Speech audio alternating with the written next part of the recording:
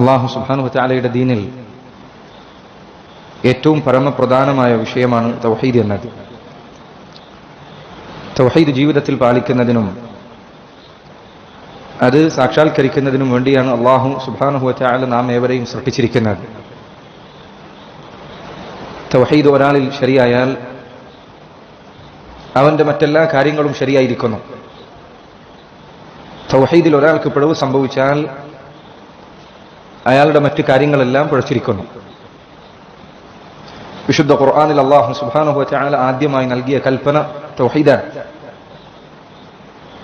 ഖുർആനിൽ അല്ലാഹു ആദ്യമായി വിലക്കിയ കാര്യം തൗഹീദിന്റെ വിപരീതമായ ശിർക്കാണ്. എല്ലാ നബിമാരും അവരുടെ സമൂഹത്തെ ആദ്യം ക്ഷണിച്ചത് തൗഹീദിലേക്കാണ്. നമ്മുടെ റസൂലായ മുഹമ്മദുൻ സല്ലല്ലാഹു അലൈഹി വസല്ലം അവിടുന്ന് തന്റെ ജനങ്ങളെ ആദ്യമായി ക്ഷണിച്ചത് തൗഹീദിലേക്കാണ്. വിശുദ്ധ ഖുർആൻ അവതരിച്ചത് തൗഹീദ് വിവരിക്കുന്നതിനു വേണ്ടിയാണ്. അൽ-അല്ലാമ ഇബ്നുൽ ഖയ്യിം റഹിമഹുല്ലാഹ് അദ്ദേഹം പറഞ്ഞു, അൽ ഖുർആൻ കുല്ലുഹു തൗഹീദ്. വിശുദ്ധ ഖുർആൻ മുഴുവനും തൗഹീദാണ്. ഒന്നല്ലെങ്കിൽ തൗഹീദ് പാലിക്കണമെന്ന കൽപ്പനയാണ്, അതല്ലെങ്കിൽ തൗഹീദിന് വിപരീതമായ ശിർക്ക്, അതിൽ നിന്നുള്ള താക്കീതാണ്, അതല്ലെങ്കിൽ തൗഹീദ് പാലിച്ചവരുടെ ചരിത്രമാണ്, അതല്ലെങ്കിൽ തൗഹീദിന് വിരുദ്ധം പ്രവർത്തിച്ച മുശ്രിക്കീങ്ങളുടെ ചരിത്രമാണ്, അതുമല്ലെങ്കിൽ തൗഹീദ് പാലിക്കുന്നവർക്ക് പരലോകത്ത് ലഭിക്കുന്ന പ്രതിഫലത്തെക്കുറിച്ചാണ്,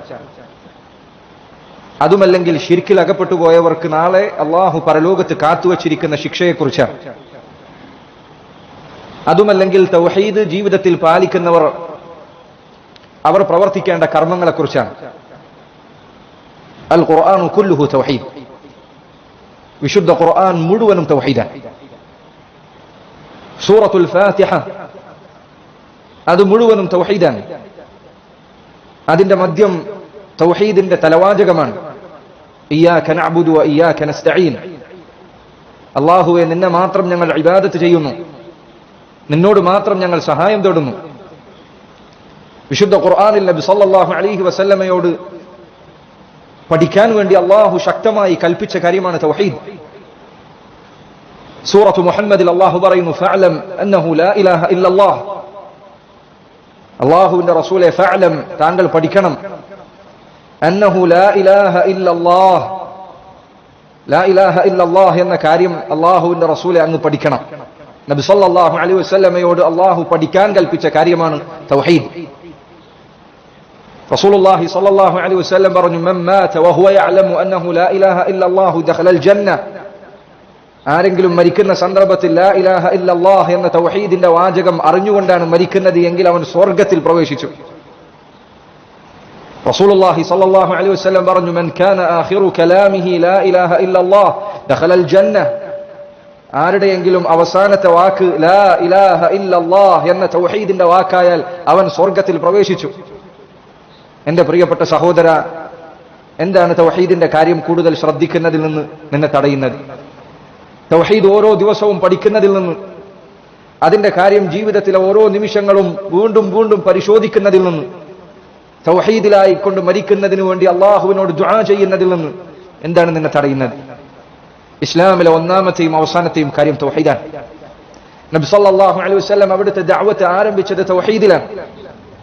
മക്കയിലെ അങ്ങാടികളിൽ, ഉയരമുള്ള പ്രദേശങ്ങളിൽ കയറി നിന്നുകൊണ്ട് അവിടുന്ന് വിളിച്ചു പറയുമായിരുന്നു, യാ അയ്യുഹന്നാസ്, അല്ലയോ ജനങ്ങളെ, ഖൂലു ലാ ഇലാഹ ഇല്ലല്ലാഹ്, നിങ്ങൾ ലാ ഇലാഹ ഇല്ലല്ലാഹ് എന്ന് പറയണം, തൗഹീദ് നിങ്ങൾ അംഗീകരിക്കണം, തുഫ്ലിഹു, എങ്കിൽ നിങ്ങൾക്ക് ദുനിയാവിലും ആഖിറത്തിലും വിജയിക്കാം.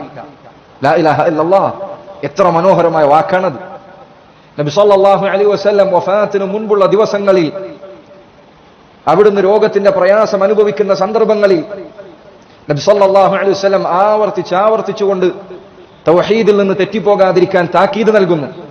അവിടുന്ന് പറഞ്ഞുകൊണ്ടേയിരുന്നു, ലഅനത്തുല്ലാഹി അലൽ യഹൂദി വൻ നസാറ ഇത്തഖദു ഖുബൂറ അംബിയാഇഹിം മസാജിദ. യഹൂദ നസാറാക്കൾക്കുമേൽ അല്ലാഹുവിന്റെ ശാപമുണ്ടാകട്ടെ, അവരവരുടെ നബിമാരുടെ ഖബ്റുകളെ മസ്ജിദുകളാക്കി, ആരാധനാ കേന്ദ്രങ്ങളാക്കി. റസൂലുള്ളാഹി സ്വല്ലല്ലാഹു അലൈഹി വസല്ലം മരണത്തിന്റെ വേദന കഠിനമായപ്പോൾ അവിടുന്ന് പറഞ്ഞുകൊണ്ടിരുന്നു, ലാ ഇലാഹ ഇല്ലല്ലാഹ്, ലാ ഇലാഹ ഇല്ലല്ലാഹ്, ഇന്ന ലിൽ മൗതി സകറാത്ത്, ലാ ഇലാഹ ഇല്ലല്ലാഹ്, അവിടുന്ന് ലാ ഇലാഹ ഇല്ലല്ലാഹ് എന്ന വാക്ക് ആവർത്തിക്കുകയാണ്, തൗഹീദ് ആവർത്തിക്കുകയാണ്. ഇന്ന ലിൽ മൗതി സകറാത്ത്, തീർച്ചയായും മരണത്തിന് കഠിനമായ വേദനയുണ്ട്. നബി സല്ലല്ലാഹു അലൈഹി വസല്ലം തൗഹീദിലാണ് നമ്മെ വളർത്തിയത്. അവിടുന്ന് തൗഹീദിലാണ് നമ്മുടെ രക്തവും മാംസവും അത് മുഴുവൻ കലർന്നിരിക്കാൻ കൽപ്പിച്ചത്. തൗഹീദിൽ മരിക്കാനാണ് കൽപ്പിച്ചത്. ഒരാൾ മരിക്കുന്നത് കണ്ടാൽ, മരണാസന്നനായത് കണ്ടാൽ നബി സല്ലല്ലാഹു അലൈഹി വസല്ലം പറഞ്ഞു, ലഖീനു മൗതാകും ലാ ഇലാഹ ഇല്ലല്ലാഹ്. മരിക്കാൻ കിടക്കുന്നവർ, മരണാസന്നരായവർ, അവർക്ക് നിങ്ങൾ ലാ ഇലാഹ ഇല്ലല്ലാഹ് എന്ന തൗഹീദിന്റെ വാക്ക് പറഞ്ഞു കൊടുക്കുക. അതുകൊണ്ട് സഹോദര, തൗഹീദ് പഠിക്കുക എന്നത്, അത് പഠിക്കാനുള്ള മനസ്സുണ്ടാവുക എന്നത്, അതിലേക്ക് അള്ളാഹു തൗഫീഖ് നൽകുക എന്നത്, തൗഹീദിന്റെ കാര്യം ശ്രദ്ധിക്കാൻ അള്ളാഹു നിനക്ക് നിന്റെ മനസ്സിൽ തോന്നിപ്പിക്കുക എന്നത് മഹത്തരമായ നിഅമത്താണ്. എത്ര പറഞ്ഞാലും എത്ര അള്ളാഹുവിനോട് ശുക്ർ ചെയ്താലും അവസാനിക്കാത്ത നിഅമത്താണ് തൗഹീദിന്റെ നിഅമത്ത്. സഹോദരങ്ങളെ, തൗഹീദ് പഠിപ്പിക്കുന്നതിനു വേണ്ടി മുൻഗാമികളും പിൽക്കാലക്കാരുമായ പണ്ഡിതന്മാർ അനേകം ഗ്രന്ഥങ്ങൾ രചിച്ചിട്ടുണ്ട്. അൽ ഇമാം അൽ ബുഖാരി റഹിമഹുല്ലാഹ് അദ്ദേഹത്തിന്റെ സഹീഹിൽ കിതാബ് തൗഹീദ് എന്ന പേരിൽ ഒരു ഭാഗം തന്നെയുണ്ട്. തൗഹീദുമായി ബന്ധപ്പെട്ട ഹദീസുകൾ ക്രോഡീകരിച്ച കിതാബ് തൗഹീദ് എന്ന ഒരു ഭാഗം തന്നെ അൽ ഇമാം അൽ ബുഖാരി റഹിമഹുല്ലാഹ് അദ്ദേഹത്തിന്റെ സഹീഹിലുണ്ട്.